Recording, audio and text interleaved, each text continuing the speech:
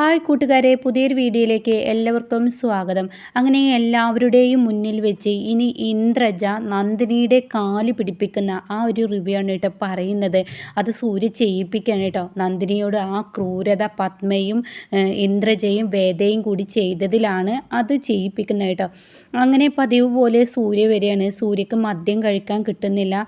പുറത്ത് പോയിട്ടും തനിക്ക് മദ്യം കിട്ടിയിട്ടില്ല. അതുകൊണ്ട് തന്നെ എവിടെ നിന്നാണ് വിദേശ മദ്യം കിട്ടുക എന്ന് ആലോചിച്ച് തന്നെ താൻ വിവേകിന് വിളിക്കുന്നുണ്ട് കേട്ടോ. ആ സമയം വിവേകിന് ഫോൺ എടുക്കാൻ കഴിയില്ല. അപ്പോൾ ആ ദേഷ്യത്തിലാണ് സൂര്യ വീട്ടിലോട്ട് വരുന്നത് കേട്ടോ. വീട്ടിൽ വരുമ്പോഴാണെങ്കിലോ നന്ദിനി തൻ്റെ പണി ചെയ്തുകൊണ്ടിരിക്കുകയായിരിക്കും കേട്ടോ. എന്നാൽ പത്മയും ഇന്ദ്രജയും സോഫയിൽ ഇരിക്കുന്നുണ്ടാവും. ഇവരാണെങ്കിൽ സൂര്യ അവിടെ വരുന്നത് കണ്ടിട്ടും കാര്യമില്ല. കാരണം മൈൻഡ് ചെയ്താലും സൂര്യ മൈൻഡ് ചെയ്യില്ല. സൂര്യക്ക് അവരെ ഇഷ്ടമല്ല. അങ്ങനത്തെ ലെവലിൽ അവർ ഇരിക്കുകയാണ് കേട്ടോ. അപ്പോൾ സൂര്യ ആണെങ്കിൽ ഇവർ ഇരിക്കുന്നത് കാണുമ്പോൾ സൂര്യക്ക് വലിയ ഇഷ്ടമൊന്നും ഉണ്ടാവില്ല കേട്ടോ. അവരുടെ മുഖത്ത് നോക്കുന്നതിന് ദേഷ്യം പിടിച്ചിട്ടാണ് സൂര്യ അവിടെ നിന്നും പോക്ക് കേട്ടോ. അപ്പോൾ സൂര്യ പോകുമ്പോൾ തന്നെ പറയുന്നുണ്ട്, ഇവരുടെ ഇരിപ്പ് കണ്ടോ, എന്താ അവരുടെ അഹങ്കാര ഭാവം എന്നൊക്കെ പറഞ്ഞിട്ടാണ് കേട്ടോ സൂര്യ അവിടെ നിന്ന് പോകുന്നത്. ആ സമയം സൂര്യ പോകുന്നത് കാണുമ്പോൾ പത്മ പറയണേ, അവൻ്റെ ആ പോക്ക് എന്തായാലും ഇപ്പോൾ ഒരു വഴക്കിനായിരിക്കും. നന്ദിനിയും അവനും കൂടി പിരിയുന്ന ആ കിടുക്കൻ സീനാണ് ഇനി നമുക്ക് മുന്നിൽ കാണാനിരിക്കുന്നത്. നന്ദിനിയെ അവൻ തന്നെ വേണ്ടാന്ന് വെക്കും. എന്തായാലും അത് നടക്കാൻ പോവുകയാണല്ലോ. ആ നല്ല സുന്ദരമായ മുഹൂർത്തം കാണാൻ വേണ്ടി തന്നെയാണ് ഞാനും ഇരിക്കുന്നത് എന്നിങ്ങനെ പറയുന്നുണ്ട് കേട്ടോ. അങ്ങനെ ഈ സമയം ഈ ഒരു വാക്ക് പറയുമ്പോൾ ഉടൻ തന്നെ അവിടെ ഇന്ദ്രജ പറയാണ്, നടന്നാൽ അമ്മ കൊള്ളാം എന്നുള്ളത് അവിടെ ഇന്ദ്രജയും പറയുന്നുണ്ട് കേട്ടോ. അപ്പോൾ ഇത് കേൾക്കുന്നതിനോട് കൂടിയിട്ട് മോളെ നടക്കും, ഇനി നോക്കിക്കോ 10-15 മിനിറ്റ് കഴിഞ്ഞ് അവിടെ നിന്നും ഭയങ്കര സൗണ്ട് കേൾക്കാം. അവർ തമ്മിൽ വഴക്ക് കൂടുന്ന ആ ഒരു സൗണ്ട് കേൾക്കാമെന്ന് പറയട്ടെ. അപ്പോൾ ഉടൻ ഇത് കേൾക്കുമ്പോൾ നമുക്ക് നോക്കാമല്ലോ എന്നുള്ള ആ ഒരു ഇതിൽ ഇരിക്കുന്നുണ്ട് കേട്ടോ. അങ്ങനെ പിന്നീട് സൂര്യ റൂമിൽ ചെല്ലുമ്പോൾ നന്ദിനിയാണെങ്കിൽ ഡ്രസ്സുകളൊക്കെ ഇങ്ങനെ മടക്കി വെക്കുകയാണ് കേട്ടോ. അപ്പോൾ സൂര്യ ചോദിക്കുക, നന്ദിനി ഇനി എന്താ ചെയ്യുന്നത്? ഞാൻ ഡ്രസ്സ് മടക്കി വെക്കുക, നിനക്ക് സദാസമയവും പണിയെടുക്കാൻ മാത്രമേ അറിയുള്ളൂ. ഒരു 10 മിനിറ്റ് നീ ഒന്ന് റെസ്റ്റിലിരുന്നൂടെ, എന്തിനാ ഇങ്ങനെ പണിയെടുക്കുന്നത്? അപ്പോൾ നന്ദിനി പറയാണ്, അലമാറൊക്കെ ഒന്ന് അടുക്കി പെറുക്കി വെക്കുന്നത് അതൊരു പണിയല്ലല്ലോ, അതൊക്കെ വീടിനെ വൃത്തിയാക്കുന്ന കാര്യങ്ങളല്ലേ, ഇതൊരു പണിയായി എനിക്ക് തോന്നിയില്ല എന്ന് പറയട്ടെ. അപ്പോൾ സൂര്യ പറയാം, ഓ ഞാൻ നിന്നോട് സംസാരിക്കാനില്ല, ഏത് സമയവും ഇങ്ങനെ കൈകാലുകൾ ചലിപ്പിക്കുന്നത് അത് നിൻ്റെ കൈക്ക് തന്നെ കേട്, അത് നീ മനസ്സിലാക്കണം, നിൻ്റെ ശരീരത്തിനാ കേട്, അതുകൊണ്ട് നീ ഇങ്ങനെ പണിയെടുക്കാതെ എന്നിങ്ങനെ പറയുന്നുണ്ട് കേട്ടോ. അപ്പോൾ നന്ദിനി പറയണത് ഇതൊന്നും കുഴപ്പമില്ല എന്ന് പറയണം. അപ്പോൾ സൂര്യ എന്തോ ആയിക്കോ എന്ന് പറഞ്ഞിട്ട് സൂര്യ തനിക്ക് കഴിക്കാനുള്ള മദ്യം എടുക്കാൻ വേണ്ടിയിട്ട് മദ്യം വെക്കുന്ന ആ സ്ഥലത്തോട്ട് പോകുമ്പോൾ അതൊക്കെ ഇങ്ങനെ ഒന്നുമില്ലാതെ ബ്ലാങ്ക് ആയി കിടക്കുന്ന ആ ഒരു സീനായിരിക്കും കേട്ടോ. ഇത് കാണുന്നതിനോട് കൂടി സൂര്യക്ക് തലക്ക് ഭ്രാന്ത് പിടിക്കുകയാണ്. നന്ദിനി എന്ന് പറഞ്ഞ് ഒച്ചയെടുക്കുകയാണ് കേട്ടോ. അപ്പോൾ നന്ദിനി, എന്താ സൂര്യ സാർ എവിടെ ഇരിക്കുന്ന എൻ്റെ മദ്യക്കുപ്പികൾ എവിടെയെന്ന് ചോദിക്കുമ്പോൾ നന്ദിനി പറയണം, ഞാനും ഇപ്പോൾ അത് സാറിനോട് ചോദിക്കാൻ വരികയായിരുന്നു, അവിടെ ഇരിക്കുന്ന മദ്യക്കുപ്പികളൊക്കെ എന്താ ചെയ്തത്, അതെവിടെ പോയി, എനിക്കും അറിയില്ല, സാർ എവിടെയാണ് വെച്ചത്? നന്ദിനി, നിൻ്റെ വേലത്തരം നിർത്ത്, പണ്ട് നീ ഇതുപോലെ ഒരു വേലത്തരം എന്നോട് കാണിച്ചിട്ടുണ്ട്, ഇങ്ങനെ മദ്യം മാറ്റി വെക്കലോ, അതൊക്കെ നീ മറന്നു പോയോ? അപ്പോൾ നന്ദിനി പറയാണ്, ഇല്ല ഞാൻ മാറ്റി വെച്ചിട്ടില്ല, ഞാൻ എടുത്തു വെച്ചിട്ടില്ല സാർ, ഞാൻ എന്തിനാണ് എടുത്തു വെക്കുന്നത്? ഒന്നാമത് സാറിൻ്റെ ജീവിതത്തിൽ അധികമൊന്നും ഞാനുണ്ടാവില്ലല്ലോ, സാറിന് മദ്യം കഴിക്കാതെ പറ്റില്ല എന്ന് എനിക്ക് മനസ്സിലായി, സാറിൻ്റെ ഇഷ്ടം പോലെ സാർ എന്താ ചെയ്തോളൂ, ഞാൻ എന്തിനാ മദ്യം മാറ്റി വെക്കുന്നത്? നന്ദിനി, നിൻ്റെ വേലത്തരം നിർത്തുന്നുണ്ടോ? മതി എന്നെ കളിയാക്കിയത്, പരിഹസിച്ചത്, മര്യാദയ്ക്ക് എൻ്റെ മദ്യം കൊണ്ടുപോകാൻ എന്ന് പറഞ്ഞിട്ട്. അപ്പോൾ അത് കേട്ടിട്ട് താഴത്ത് പത്മ ഇപ്പം കണ്ടില്ലേ, എന്തൊരു രസമാണ്. അപ്പോൾ ഇന്ദ്രജ പറയണ, അമ്മ പറഞ്ഞത് എത്ര ശരിയാണ്, എത്ര പെട്ടെന്നാണ് ഇത് നടന്നത്, അപ്പോൾ നമ്മുടെ കളികളാണ്, നമ്മൾ ആ മദ്യം മാറ്റി വെച്ചത് കൊണ്ട് തന്നെ ഇനി നന്ദിനിയോട് ഏത് സമയവും സൂര്യ വഴക്കിടും, സൂര്യ ഇവിടെ മദ്യം കൊടുന്നു വെക്കുമ്പോഴേക്കും നമ്മളത് എടുത്ത് മാറ്റണം, അത് നന്ദിനിയാണെന്ന് വരുത്തി തീർക്കുകയും വേണം, അതാണ് നമ്മുടെ മിടുക്ക്. അത് വരുത്തി തീർക്കേണ്ട ആവശ്യമില്ല, സൂര്യയുടെ റൂമിലോട്ട് ആർക്കും പ്രവേശിക്കാൻ പറ്റില്ല, സൂര്യയുടെ റൂമിലോട്ട് നമ്മളാരും കടക്കാറില്ലല്ലോ, അപ്പോൾ അങ്ങനെ തന്നെ വരുള്ളൂ, അവൾ മാത്രമല്ലേ കയറുന്നുള്ളൂ, അപ്പോൾ അവൾക്കായിരിക്കും കുറ്റം എന്ന് പറയാം കേട്ടോ. ഈ സമയം ഇനി എന്താ ചെയ്യുക എന്നുള്ള ആ ഒരു ഇതിൽ നന്ദിനി നിൽക്കുകയാണ്. ഇവരിവിടെ പൊട്ടിച്ചിരിക്കുകയാണ്. അപ്പോൾ സൂര്യ നന്ദിനിയോട് വഴക്കിടുകയാണ്, നന്ദിനി നീ എന്താണ് എന്നോടാണ് കളിക്കുന്നത്, ഈ സൂര്യ ആരാണെന്ന് എനിക്കറിയില്ല, സൂര്യയുടെ തലക്ക് ഭ്രാന്ത് പിടിക്കുന്നുണ്ട്, എനിക്ക് മദ്യം കിട്ടണം, എനിക്കത് കഴിക്കാതിരുന്ന എനിക്ക് തലക്ക് ഭ്രാന്ത് വരുന്നത് പോലെയാണ്, അതുകൊണ്ട് മര്യാദയ്ക്ക് എനിക്ക് മദ്യം തായോ, നീ എടുത്ത് വെക്കണ്ട, നീ ഒരിക്കലും എന്നെ മദ്യപിക്കണ്ട എന്ന് വെച്ചാലൊന്നും ഞാൻ അങ്ങനെ നേരാവുന്ന ഒരാളല്ല, എനിക്ക് മദ്യപിക്കണം, എനിക്ക് മദ്യമില്ലാതെ കഴിയില്ല, എനിക്കെന്നെ ദേഷ്യം വരും, നന്ദിനി താ എന്ന് പറയുമ്പോൾ നന്ദിനി പറയുന്നത്, നിങ്ങളുടെ മദ്യം എന്തിനാ എനിക്ക്, എടുത്തെങ്കിൽ എടുത്തു എന്ന് പറയും. അങ്ങനെ ഒളിച്ചും പാത്തും ചെയ്യേണ്ട ആ ആവശ്യമൊന്നും എനിക്കില്ല. ഒന്നാമത് ഞാൻ ഈ വീട്ടിൽ എന്നും ഉണ്ടാവുന്ന ആളൊന്നല്ലല്ലോ. ഞാൻ കുറച്ച് കഴിഞ്ഞാൽ ഇവിടെ നിന്ന് പോവില്ലേ എന്ന് പറയണ്ട. അപ്പോൾ അത് കേൾക്കുന്ന നീ പോവാതിരിക്കുക എന്താ വെച്ചാൽ ചെയ്തോ, നീ എല്ലാവർക്കും മുന്നിൽ സ്റ്റാർ ആവുന്നുണ്ടാവും, പക്ഷേ എനിക്ക് മുന്നിൽ അത് വേണ്ട നന്ദിനി, നീ എൻ്റെ മദ്യം തന്നേക്ക്. അപ്പം നന്ദിനിക്ക് ദേഷ്യം വരട്ടെ. നന്ദിനി പറയും ഞാനല്ല പറഞ്ഞു എടുത്തില്ല എന്ന്, പിന്നെ എന്തിനാ. അപ്പോഴേക്കും യതീന്ദ്രൻ ഈ സൗണ്ട് താഴെ നിന്ന് കേൾക്കണം കേട്ടോ. അപ്പോൾ യതീന്ദ്രൻ ഇത് കേൾക്കുമ്പോൾ യതീന്ദ്രൻ ഇങ്ങനെ വരുമ്പോൾ പത്മയും ഇന്ദ്രജ അവിടെ ഇരിക്കുന്നുണ്ട് കേട്ടോ. അപ്പോൾ യതീന്ദ്രൻ ചോദിക്കുകയാണ് എന്താ പത്മ, എന്താ ഇന്ദ്രജ, നിങ്ങളിത് കേട്ടിട്ട് മിണ്ടാതിരിക്കുകയാണോ. അപ്പോൾ അത് കേട്ടോടെ തന്നെ പത്മ പറയണേ ഭാര്യ ഭർത്താക്കന്മാർക്കിടയിൽ വഴക്ക് കൂടെ ഉണ്ടാവില്ലേ, ഞങ്ങൾ ചോദ്യം ചെയ്യാൻ പറ്റത്തില്ലല്ലോ. അപ്പോൾ പത്മ പറയണേ എൻ്റെ മകനാന്ന് പറഞ്ഞിട്ട് കാര്യമില്ലല്ലോ, എൻ്റെ മകനോട് എനിക്ക് സംസാരിക്കാൻ അനുമതി ഇല്ലല്ലോ, അവനെന്നോട് സമ്മതിക്കില്ലല്ലോ, പിന്നെ ഞാൻ എന്ത് പറയാനാ, അവർ തമ്മിൽ വഴക്കിടാതിരിക്കുക എന്താ വെച്ചാൽ ചെയ്തോട്ടെ എന്ന് പറയുന്നുണ്ട് കേട്ടോ. ഇത് കേൾക്കുന്ന യതീന്ദ്രന് സഹിക്കില്ല. യതീന്ദ്രൻ മുകളിലോട്ട് കയറിച്ചില്ല. അപ്പോഴും നന്ദിനി ഇങ്ങനെ വഴക്ക് പറയുന്നത്, നന്ദിനി എൻ്റെ ക്ഷമ പരീക്ഷിക്കരുത്, മര്യാദക്ക് എൻ്റെ മദ്യം തായോ എന്ന് പറയും കേട്ടോ. ആ സമയം നന്ദിനി പറയാണ് എൻ്റെ അടുത്തില്ല എന്ന് പറഞ്ഞില്ല. അപ്പോഴേക്കും യതീന്ദ്രൻ വരികയാണ്. യതീന്ദ്രൻ വന്ന് എന്താ മോളെ പ്രശ്നം. അപ്പോഴേക്കും സൂര്യ പറയണ അച്ഛാ ഇവൾ പഴയതുപോലെ എൻ്റെ മദ്യം മാറ്റി വെച്ചിരിക്കുന്നു, എൻ്റെ മദ്യം ഇങ്ങ് തരാൻ പറ. അത് കേട്ട ഉടൻ തന്നെ യതീന്ദ്രൻ ചോദിക്കാൻ നന്ദിനി നീ മദ്യം എന്തെങ്കിലും മാറ്റി വെച്ചിട്ടുണ്ടോ. ഉടൻ തന്നെ നന്ദിനി പറയണേ ഞാൻ എന്ത് ചെയ്യുന്നുണ്ടെങ്കിലും അത് സാറിനോടും കൂടി സമ്മതം ചോദിച്ചിട്ടല്ലേ ഞാൻ ചെയ്യാറുള്ളൂ, ഞാൻ ആരുടെയും മദ്യം മാറ്റി വെച്ചിട്ടില്ല. ഇന്നിവിടെ ഇതൊക്കെ കാലിയായി കിടക്കുന്നത് കണ്ടപ്പോൾ അടുക്കളയത്തെ പണി കഴിഞ്ഞ് വന്നപ്പോൾ ഞാനിത് ചോദിക്കണമെന്ന് വിചാരിച്ച് നിൽക്കുമ്പോഴാണ് സൂര്യ സാർ എന്നോട് ഇത് ചോദിക്കുന്നത്, പക്ഷേ ഞാൻ എടുത്തിട്ടില്ല എന്ന് പറഞ്ഞിട്ടോ. ഈ സമയം നന്ദിനി വേണ്ട നിൻ്റെ വേലത്ര, എൻ്റെ റൂമിലോട്ട് ആരും കയറില്ല, അങ്ങനെ കയറാതിരിക്കുന്ന സമയത്ത് പിന്നെ നീ മാത്രമല്ലേ കയറുള്ളൂ, അപ്പോൾ ഇത് ആരെടുത്ത് കൊണ്ടുപോയി. അപ്പോൾ ഈ സമയം യതീന്ദ്രന് കാര്യങ്ങൾ പിടിയിട്ടുണ്ട്. യതീന്ദ്രൻ പറയുന്നത് സൂര്യ നീ ഒച്ച വെക്കാതെ, സൂര്യ ഇവിടെ എന്തോ ഒരു വശിപ്പിശയൊക്കെ നടന്നിട്ടുണ്ട്, ഇവിടുത്തെ പ്രശ്നങ്ങളൊക്കെ നിനക്കറിയാലോ, കനകപ്പം ചെയ്ത് കൂട്ടിയതൊക്കെ നീ ഓർത്തില്ലേ, അപ്പോൾ അതുപോലെ ആരെങ്കിലും ഇത് ചെയ്തതാണെങ്കിലോ നന്ദിനിയെ കുറ്റപ്പെടുത്താൻ ഇല്ല, ഇവൾ തന്നെ അത് ചെയ്യുക. അപ്പം നന്ദിനി തൽക്കാലം താഴത്തോട്ട് പോയെന്ന് പറഞ്ഞിട്ട് യതീന്ദ്രൻ നന്ദിനിയെ പറഞ്ഞയക്കണം കേട്ടോ. എന്നാൽ ഈ സമയം സൂര്യയോട് അടങ്ങ്, നിനക്കിപ്പോൾ മദ്യമല്ലേ വേണ്ടത്, അതിനുള്ളതൊക്കെ ഞാൻ കൊണ്ടു തരാം, നീ ഒന്ന് അടങ്ങ് എന്ന് പറഞ്ഞിട്ട് യതീന്ദ്രൻ താഴെ പോകുമ്പോൾ സൂര്യ ബാൽക്കണിയിൽ ഇങ്ങനെ നിൽക്കണം കേട്ടോ. അപ്പോൾ സൂര്യ മുകളിലത്തെ ബാൽക്കണിയിൽ ഇങ്ങനെ നിൽക്കുമ്പോൾ വിജയ് കാണാം ഒരു സൈഡിലൂടെ ഇങ്ങനെ മദ്യങ്ങൾ ഇങ്ങനെ ഒരു ചാക്കിലാക്കി കൊണ്ടുപോയിട്ട് ഒരു ടേബിളിൽ ഇങ്ങനെ നിരത്തി വെക്കുന്ന കേട്ടോ.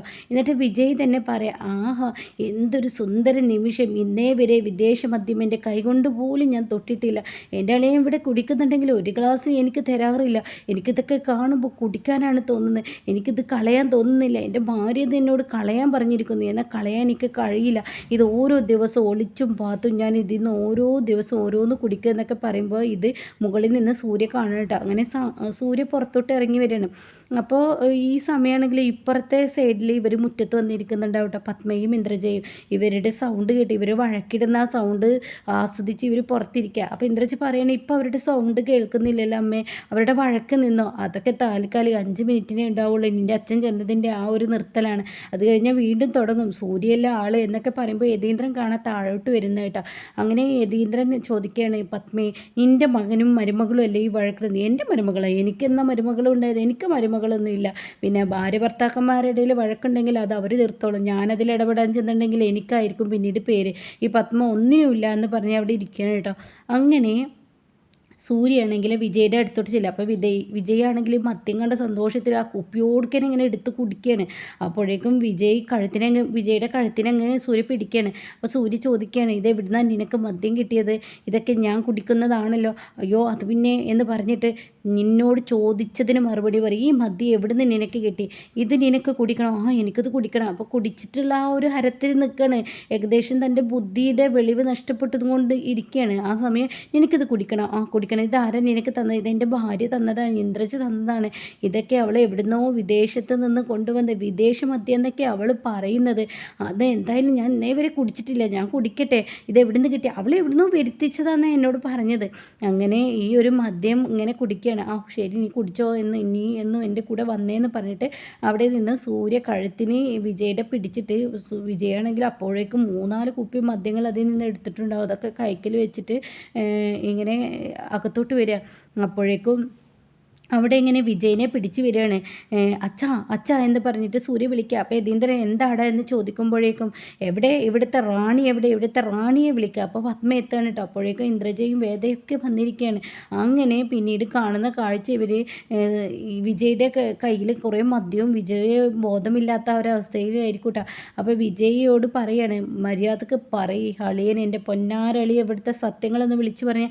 അപ്പോൾ അത് കേട്ട ഉടനെ തന്നെ, അതേ എൻ്റെ ഭാര്യ ഒരു കില്ലാടിയാണ്, എൻ്റെ ഭാര്യ എനിക്ക് വിദേശ മദ്യം കൊണ്ടുവന്നിരിക്കുന്നു, എവിടുന്നാണ് അവൾക്ക് വിദേശ മദ്യം കിട്ടിയെന്ന് അറിയില്ല, ഞാൻ ഇന്നേ വരെ കുടിച്ചിട്ട് പോലുമില്ല, അതുകൊണ്ട് എനിക്കിത് കുടിക്കണം എന്ന് പറയുമ്പോൾ പത്മ ഇന്ദ്രജ ഇങ്ങനെ നോക്കണം കേട്ടോ.